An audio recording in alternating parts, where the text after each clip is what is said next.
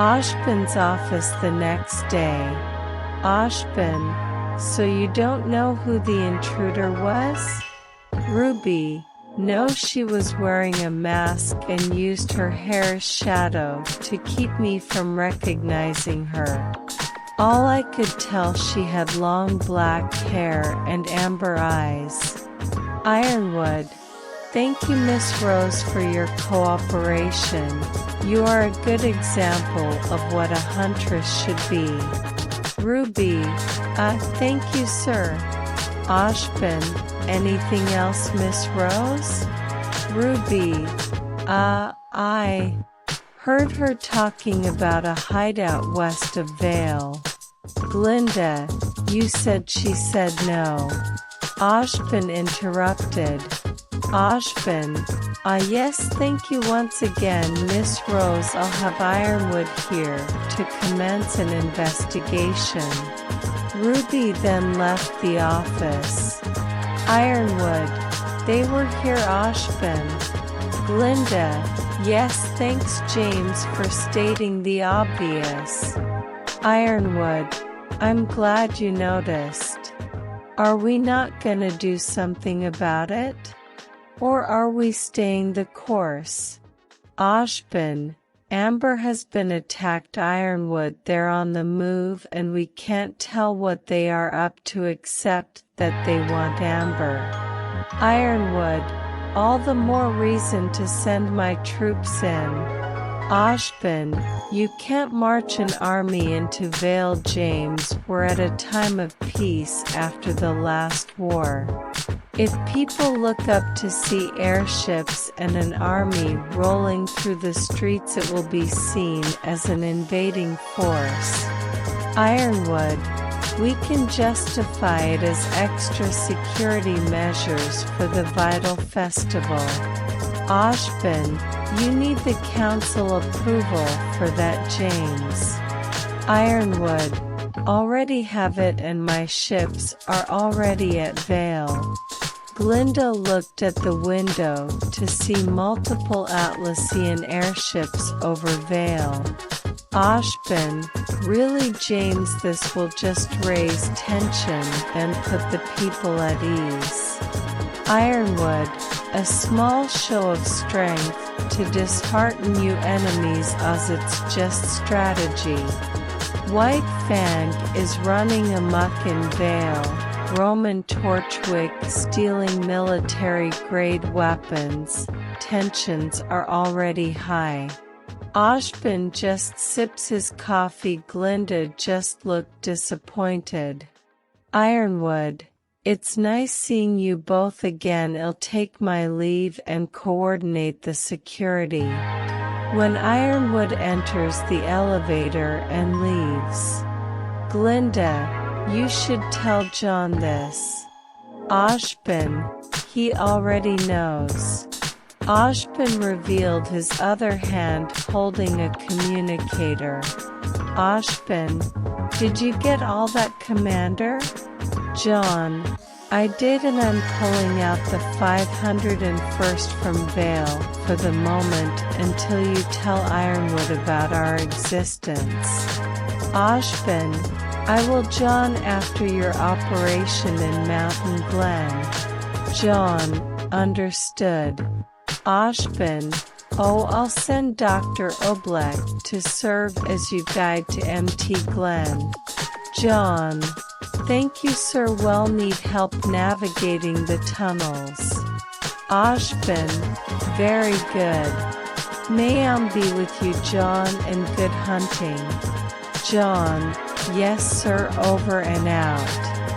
John was waiting for Dr. Oblek at the Bullhead landing pad. Team CFBY approached John, getting ready for their own mission in Vale. John, hey little carrot. Velvet just blushed and kissed John on the lips. Coco, wow, Bun Bun got some game. Yatsuhashi just punched John's shoulder.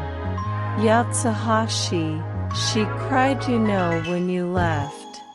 John nodded. Fox, you better take good care of her or else. Jaune raised an eyebrow and challenged, or else what? Fix. Well, sit Coco on you. Coco. Hey. I'm not a dog. They all just laughed. Jaune. Well, bye guys. CFBY. Bye Jaune. Dr. Oblek arrived with Team RWBY in tow. Oblek. I'm sorry Jaune, but I selected a team to accompany me. Jaune just sighed. Sun and Neptune walked by saying their farewells. Sun. Good luck guys. Yang. So what are you troublemakers up to? Sun. You're one to talk shall long. Yang just gave thee a playful glare. Neptune. We're shadowing a huntsman in Vale. We even got junior detective badges. Ruby. Well, we'll be exploring MT Glen with Professor Oblek. Oblek. That's doctor. I didn't earn my PhD for games. Jaune rolled his eyes. He's one of those who loved using titles. Reminds me of Echo when he was just a cadet. Weiss just huffed and stomped away from the two idiots. Jaune was curious what happened. They boarded the Bullhead and began their travel. Everyone was chatting until Jaune brought something up. Jaune without his helmet asked, and Blake wearing it to see what Jaune usually sees. Jaune. So what wrong with her? Points to Weiss. Young. Oh, she dumped Neptune's ass. Jaune. Why? Blake. We caught him trying to flirt with Team IDGO. Weiss just moped. Jaune. Sorry SNIs Weiss. I should have just beat his ass then talk him to dance with you.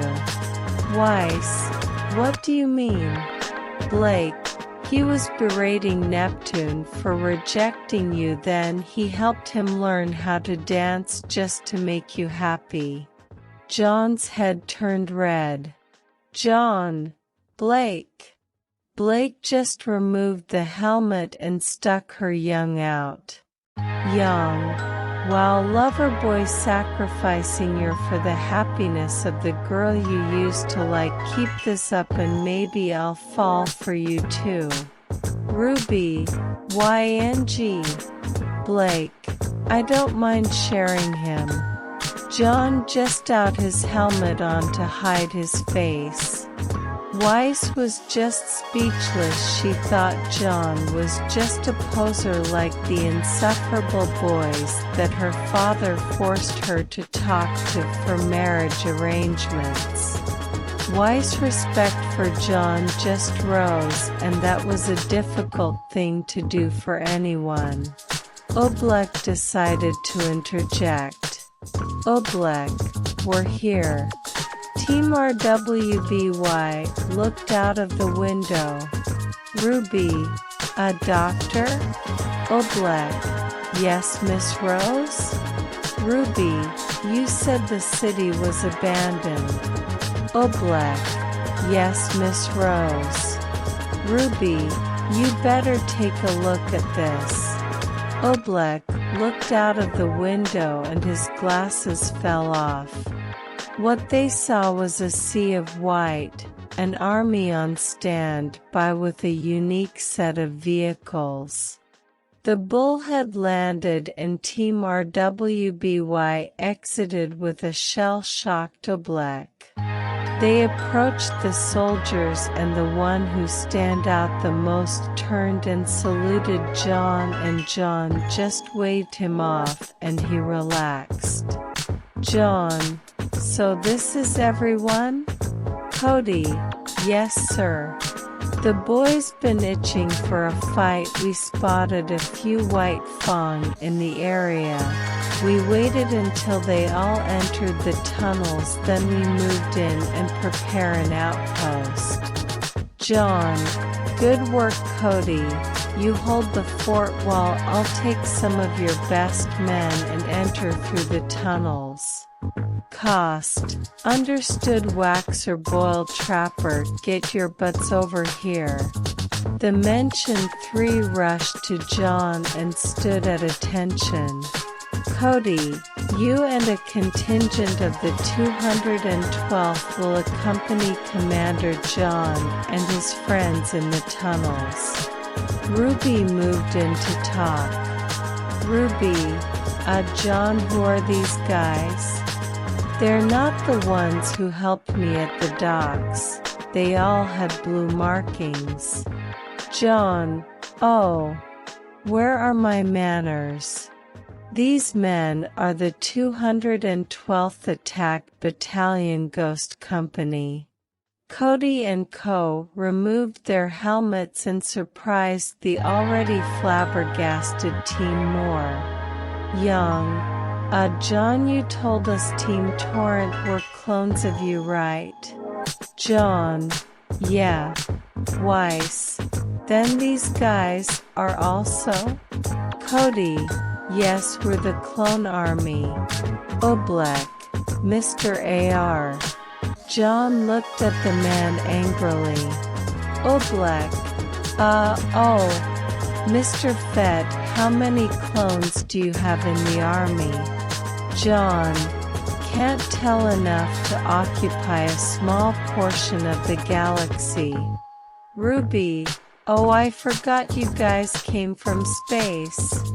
Oblek suddenly charged Jaune and grabbed him, demanding, Oblek, you must tell me all you know about the universe. Jaune just nods woozily. Ruby began geeking out, seeing a large assortment of weapons being cleaned. The trooper stood confused at the super fast talking. Jaune just told him she's harmless, just be careful showing the blasters. For now Ruby was in Weapons La La Land. Now they made camp. Jaune discussed the battle plan with 212th for most of the day. When it became night, he was done and rejoined RWBY and Oblek. Ruby was fiddling with her backpack. Oblek, Miss Rose, didn't I tell you we would be traveling light? Ruby struggled to keep the bag still until a ball of fluff fell on the ground. Turns to be just a simple corgi. Weiss, aw. Blake, hiss. Young, really Ruby? Oblek, aha. Dogs are good for locating and tracking. Impressive work, Miss Rose. Ruby, hee hee. Jaune just smiled, missing these antics. Next morning, Ruby was nowhere to be found. Zwei left the camp, prompting Ruby to find him until she fell into a sinkhole. Luckily for her, one of the clones was following her. He turned in his transponder to alert his brothers of his position. Ruby was taken by the White Fawn to Roman Torchwick. Roman, hey there, Little Red. If you're here, then they're not far behind. Ruby kicked one of the WF in the dick and used her semblance to get away, only to smack face first into someone. It was Boyle with Zwei by his side. Boyle, hey kid, stick with me, I'll keep you safe. Ruby, how did you know I was in trouble? Boyle, well, Cut always said kids always find trouble. Ruby just pouting until heavy footsteps can be heard. It was the 212th charging the enemy with Jaune in the lead. WBY ran alongside them with Oblek. Yang hugged Ruby, checking her if she's okay. The White Fang panicked and entered the train with the combined force of Team RWBY and Oblek, and the 212th hot on their heels. They reached the train and boarded. Blake heard beeping and checked out the car. There was a bomb. Blake, guys, there's a bomb here. Young, and here too. Jaune, ARF troopers disarmed those bombs. 212th troopers, sir. Yes, sir. Ruby, what are we gonna do? Oblek, we're gonna stop this train. Jaune, follow my lead. RWBY is moving through the train with ARF trooper escort. The rest of the 212th is moving on top of the train with Jaune, Oblek and Zwei, when a paladin tried to take a swipe at the killing a few troopers.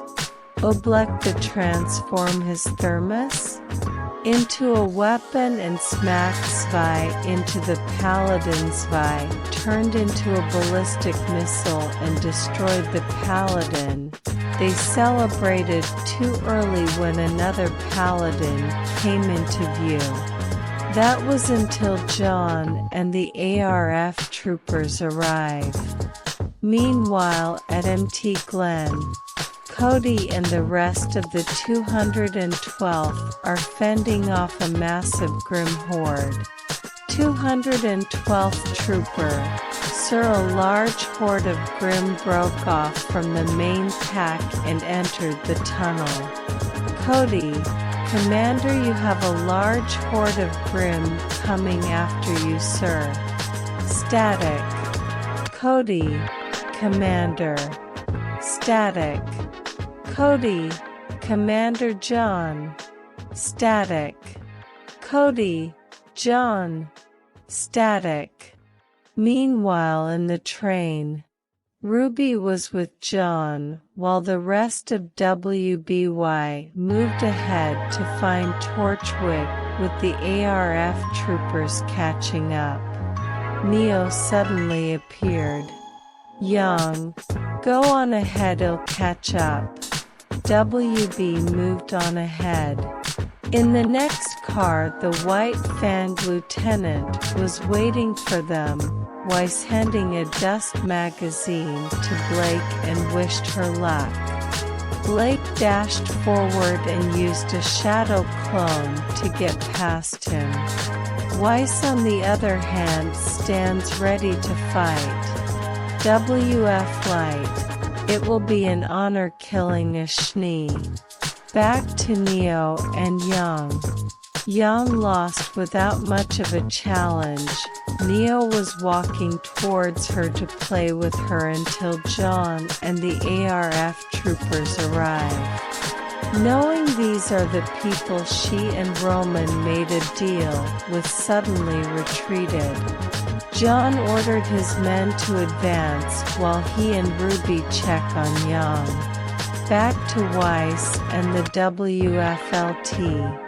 Weiss was exhausted, laying on the floor with the WF Light about to finish her off until ARF Trooper Captain, get him. They tried to hold the monster as long as they can until Jaune and Ruby arrived and was able to stun him. Jaune looked around and mourned the death of more of his brothers. Ruby hugged him to comfort him while Young helped Weiss up. Weiss, seeing the bodies, tried to apologize, but Jaune dismissed it as they did their duty, give their lives protecting others. They proceed to the last car, hoping Blake was okay. When they did, Blake had her hands up with weird robots, had their guns trained on her. Jaune, Torchwick, stand down now. Torchwick, I surrender, and I can't stop the train. The idiots made it so it can't be stopped. Jaune's comlink buzzed to life.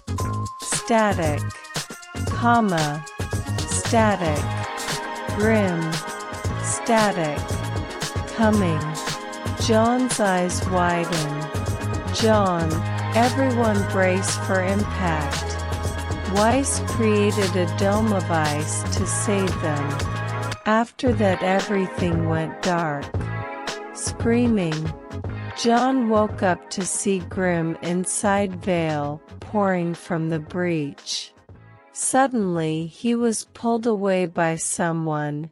It was Waxer and Boyle covering them while they fall back. Trapper and the remaining clone troopers are helping Team RWBY and Oobleck keep any more Grimm from emerging from the hole.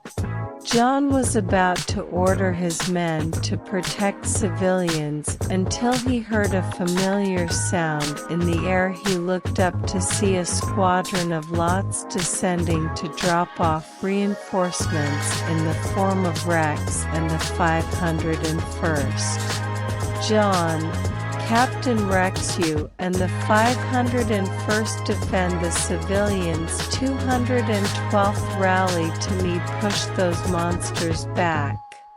The clones shout out a war cry and charge the horde. More help arrive.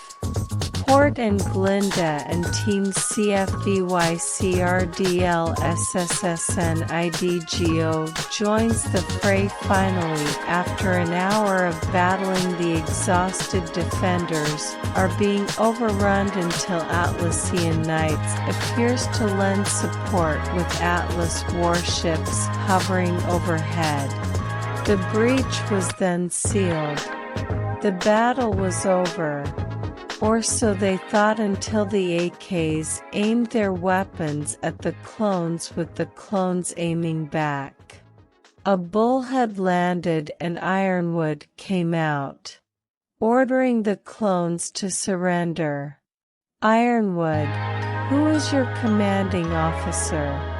Jaune stepped forward and declared, Jaune, I am.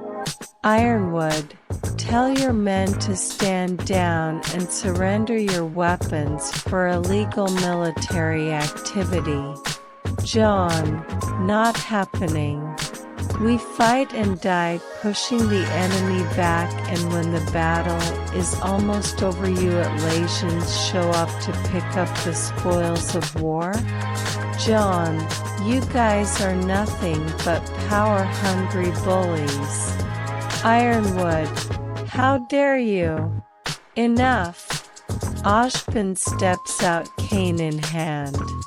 Oshpin, belay that order. James, we will speak of this in my office. He then turns to the beleaguered defenders of Vale and told them, Oshpin, thank you. All of you, in the name I extend you Vale support. All injured will be treated at Beacon, and I have ordered Beacon to send food and supplies to you. Rest now, you all earned it. Jaune contacted Cody for a report. Cody reports that they have wiped out the Grimm horde, but not without cost. The clone army suffered 1317 deaths. The battle for the breach was now over, but somewhere near Remnant's moon. Deck officer, Admiral, there's something coming out of hyperspace. Yularen, give me a visual. Deck officer, it's a ship, sir. Yularen, on screen. Yularen, on screen.